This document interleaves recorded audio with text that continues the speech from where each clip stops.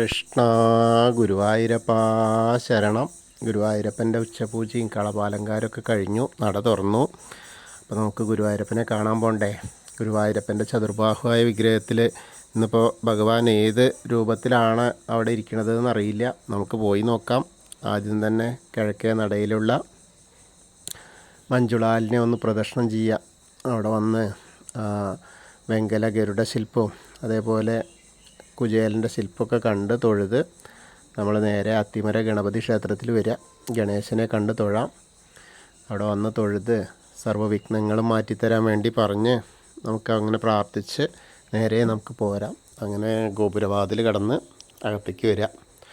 അങ്ങനെ അകത്തേക്ക് വരുമ്പോൾ വലിയ ബലിക്കല്ലും കൊടിമരവും അതേപോലെ ഗജരാജൻ കേശവൻ്റെ 2 കൊമ്പുകളും നടുക്കുള്ള ലക്ഷ്മി ദേവീനെയൊക്കെ കണ്ട് തൊഴുത് നമ്മൾ നേരെ ആ വാതിൽപ്പടി കയറുകയാണ്. വാതിൽപ്പടി കയറുമ്പോൾ ഇടതുവശത്തെ മേൽപ്പത്തൂരിൻ്റെ പീഠവും അതേപോലെ കിടാവിളക്കൊക്കെ കാണാം. വലതുവശത്തെ തൂണും നോക്കി തൊഴുത് നമ്മൾ ഭഗവാന്റെ ശ്രീലകത്തേക്ക് ഇങ്ങനെ നോക്കുകയാണ്. ഇനിയിപ്പോൾ വിഷു ആവാറായി, വൈശാഖം തുടങ്ങാറായി, അങ്ങനെ എല്ലാം കൊണ്ടും നല്ല സമയമാവാറായി. അപ്പോൾ നമുക്കിങ്ങനെ ഭഗവാനെ കാണുക. അങ്ങനെ കാണുമ്പോൾ ഇന്ന് ഉണ്ണിയുടെ കാൽപാദങ്ങൾ കാണാനുണ്ട്. പക്ഷേ എന്താ വെച്ചാൽ കാലിങ്ങനെ ചമ്രം പടിഞ്ഞിരിക്കുക. അപ്പോൾ 2 ഭാഗത്ത് ഇങ്ങനെ കാണാനുണ്ട് കാൽത്തടകൾ. അങ്ങനെ നല്ലൊരു ഉണ്ണിയായിട്ട് കാണാണ്ട്. ഉണ്ണി ഇങ്ങനെ പട്ടുകോണൊക്കെ കൊടുത്ത് നല്ല ചമ്രം പടിഞ്ഞിങ്ങനെ ഇരിക്കണു. അങ്ങനെ അരമണി കാണാണ്ട് കിങ്ങിണി ഇങ്ങനെ കുറച്ച് തൂങ്ങി കിടക്കുന്നുണ്ട്. മുകളിൽ ചെറിയ മാലകൾ, ചെറിയ ഉണ്ണിയാണ്, ചെറിയ മാല കാണാണ്ട്, വളയം പോലത്തെ മാലയും പതക്കം പോലത്തെ മാലയും പിന്നെ ഒരു ഗോപീതിലകം വെച്ചിട്ടുണ്ട്. പിന്നെ വലത്തെ കയ്യിൽ കൈവളകൾ തോൾവളകൾ 2ഉം കാണാണ്ട്. വലത്തെ കയ്യിൽ ചെറിയൊരു വെണ്ണുരുള, ഇടത്തെ കയ്യിൽ പൊന്നോടക്കോഴിലും പിടിച്ചിട്ടുണ്ട്. അങ്ങനെ വളരെ മനോഹരമായിട്ടുള്ളൊരു കാഴ്ച. പുഞ്ചിരിയാണ്, നല്ല പുഞ്ചിരിയ മുഖത്ത്. ഗോപീതിലകം തിരുനെറ്റിയിൽ ചാർത്തിയിട്ടുണ്ട്. 3 വീലി ചാർത്തിയിട്ടുണ്ട് കളഭം കൊണ്ട്.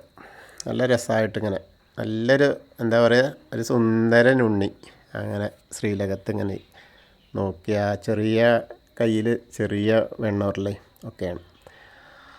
അതേപോലെ തിരുമുടിമാല 4 തിരുമുടിമാല ഉണ്ട്.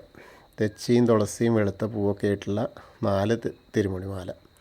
ഉണ്ടമാല 2 എണ്ണമാണ്. അതും എങ്ങനെയാ വെച്ചാൽ വെളുത്ത പൂവും തെച്ചിയും ഉണ്ട്, പിന്നെ അതേപോലെ വെളുത്ത പൂവും തുളസിയും ആയിട്ടുള്ളത്. അങ്ങനെ 2 ഉണ്ടമാല. അങ്ങനെ പിന്നെ 3-4 മാലകൾ മേലെ വിധാനമായിട്ട് ഇങ്ങനെ ചാർത്തിയിട്ടുണ്ട്. അപ്പോൾ നമ്മളിപ്പോൾ എല്ലാവരും ഭഗവാന്റെ ആ ശ്രീലകത്തേക്ക് നോക്കിയിട്ട് സോപാനപ്പടിയിൽ നിൽക്കുകയാണ് കേട്ടോ. അങ്ങനെ മനസ്സുകൊണ്ട് സങ്കല്പിക്കുക.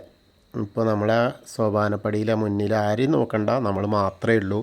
നമ്മൾ ഭഗവാന്റെ തിരുമുമ്പിൽ വന്നിട്ട് കാണുകയാണ് എന്നങ്ങനെ മനസ്സുകൊണ്ട് വിചാരിക്കുക. അങ്ങനെ ഓരോരുത്തരും ആ ചിന്തയിലായ നമുക്ക് സുഖമായിട്ട് ദർശനം കിട്ടും. മറ്റേത് നമ്മൾ അവിടെ നിന്ന് വരുമ്പോൾ തിരക്കിലാവുമ്പോൾ അതൊന്നും വേണ്ട. ഇതാവുമ്പോൾ സുഖമായിട്ട് നമുക്ക് നമ്മളേ ഉള്ളൂ, നമ്മളും കണ്ണനും മാത്രമേ ഉള്ളൂ എന്നങ്ങോട്ട് ചിന്തിച്ച് നന്നായിട്ട് പ്രാർത്ഥിക്കുക. അപ്പോൾ ആ പ്രാർത്ഥന ആ ഗുരുവായൂരപ്പൻ കണ്ണൻ കേൾക്കും. അങ്ങനെ തൊഴുത് ഇറങ്ങിക്കഴിഞ്ഞാൽ നേരെ ആലിലക്കണ്ണനെ കാണാം. അതേപോലെ അഗ്നി കോണിലുള്ള ബലിക്കല്ലും ഭഗവാന്റെ തിടപ്പള്ളിയൊക്കെ കണ്ട് തൊഴുത് സപ്തമാതാക്കളെയും കണ്ട് തൊഴാം. അത് കഴിഞ്ഞാൽ നേരെ ഗണേശൻ്റെ അടുത്ത് വന്ന് ഗണേശനെ കണ്ട് തൊഴാം. ഏകദന്തം മഹാകായം തപ്തകാഞ്ചന സന്നിഭം ലംബോദരം വിശാലാക്ഷം വന്ദേഹം ഗണനായകം. അത് കഴിഞ്ഞ് സരസ്വതി അറയ്ക്ക് നോക്കുക, സരസ്വതി ദേവീനെ പ്രാർത്ഥിക്കുക. സരസ്വതി നമസ്തുഭ്യം വരദേ കാമരൂപിണി വിദ്യാരംഭം കരിഷ്യാമി സിദ്ധിർഭവതു മേ സദാ. അതിനുശേഷം അവിടുന്ന് ഇങ്ങനെ വരുമ്പോൾ ആ കോർണറിലെത്തിയ ചെറിയ ഗണേശനെ കണ്ട് തൊഴാം. പിന്നെ മത്സ്യം, കൂർമ്മം, വരാഹം, നരസിംഹം വരെയുള്ള രൂപങ്ങളൊക്കെ കണ്ട് തൊഴുത് മേൽശാന്തിൽ അവിടുന്ന് അർച്ചന പ്രസാദമൊക്കെ വാങ്ങാം. അതിനുശേഷം വാമനരൂപവും ഗജേന്ദ്രമോക്ഷത്തിൻ്റെ രൂപമൊക്കെ കണ്ട് തൊഴുത് പിന്നെ അനന്തശായിയായ അനന്തപത്മനാഭനെയും ഗരുഡാരൂഢനായിരിക്കുന്ന മഹാവിഷ്ണുവിനെയൊക്കെ കണ്ട് തൊഴാം. അതിനുശേഷം ശ്രീകോവിലിൻ്റെ പുറകുവശത്ത് വന്ന് സാഷ്ടാംഗം നമസ്കരിക്കുക. നമസ്കാരമൊക്കെ കഴിഞ്ഞ് മുകളിലേക്ക് ഇങ്ങനെ നോക്കിയാൽ ബാക്കിയുള്ള ദശാവതാര വിഗ്രഹങ്ങൾ ശ്രീരാമചന്ദ്രനും ബലരാമനും ഭാർഗവരാമനെയൊക്കെ കണ്ട് തൊഴാം. നരസിംഹസ്വാമിനെ കണ്ട് തൊഴുതിങ്ങനെ വരുമ്പോൾ ബാക്കിയുള്ള ശ്രീകൃഷ്ണനെയൊക്കെ കണ്ട് തൊഴാം. പിന്നെ മുരുകനെയും കണ്ട് തൊഴുത് ഹനുമാൻ സ്വാമിയുടെ അടുത്ത് വരിക. ഹനുമാൻ സ്വാമിയെ കണ്ട് പ്രാർത്ഥിക്കാം. ത്വമസ്മിൻ കാര്യനിര്യാഗേ പ്രമാണം ഹരിസത്തമ ഹനുമാൻ യജ്ഞമാസ്തായ ദുഃഖക്ഷയകരോ ഭവ മനോജവം മാരുതതുല്യവേഗം ജിതേന്ദ്രിയം ബുദ്ധിമതാം വരിഷ്ഠം വാദാത്മജം വാനരയൂഥമുഖ്യം ശ്രീരാമദൂതം ശിരസാ നമാമി. ബുദ്ധിർബലം യശോധൈര്യം നിർഭയത്വം അരോഗത അജാഡ്യം വാക്പടുത്തം ഹനുമസ്മരണാത് ഭവേത്. ഓം നമോ ഭഗവതേ ആഞ്ജനേയായ മഹാബലായ സ്വാഹ.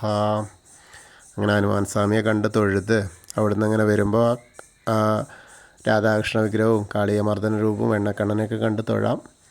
പിന്നീട് അങ്ങനെ വന്ന് ആ ഓവിൻ്റെ അവിടെ വന്ന് പ്രാർത്ഥിക്കാം.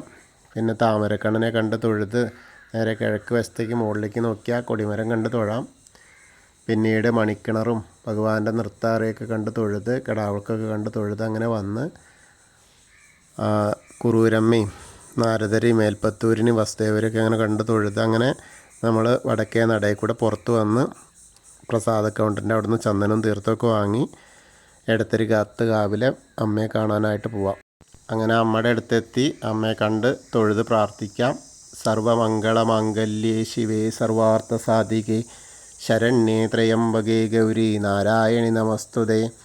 അങ്ങനെ അമ്മയെ കണ്ട് തൊഴുത് അവിടുന്ന് വരുമ്പോൾ കോർണറിലെത്തിയ വടക്ക് പടിഞ്ഞാറ് ഭാഗത്തേക്ക് നോക്കി തിരിഞ്ഞ് നിന്ന് മമ്മിയൂർ പോകുന്ന പോലെ സങ്കല്പിച്ച് മമ്മിയൂരപ്പനെ ദർശിക്കുന്ന പോലെ മനസ്സിൽ വിചാരിച്ച് നമശിവായ നമശിവായ നമശിവായ എന്നുള്ള പഞ്ചാക്ഷരി മന്ത്രം ജപിക്കുക.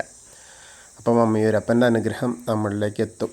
അത് കഴിഞ്ഞ് അവിടുന്ന് വന്ന് ആ കൊടിമരത്തിൻ്റെ അവിടെ വന്നിട്ട് വീണ്ടും ആ ചമ്രം പടിഞ്ഞിരിക്കുന്ന ഉണ്ണീനെ കണ്ട് തൊഴാം. വെണ്ണക്കണ്ണനെ കണ്ട് തൊഴുത് പ്രാർത്ഥിച്ച് നമ്മൾ വീണ്ടും കൂത്തമ്പലത്തിലേക്ക് വരാം. അവിടെ വന്ന് തൊഴുത് പ്രാർത്ഥിക്കാം. പിന്നീട് അയ്യപ്പസ്വാമിയെ കണ്ട് പ്രാർത്ഥിക്കാം. ഭൂതനാഥ സദാനന്ദ സർവഭൂതദയാപര രക്ഷ രക്ഷ മഹാബാഹു ശാസ്തേ സ്തുഭ്യം നമോ നമ.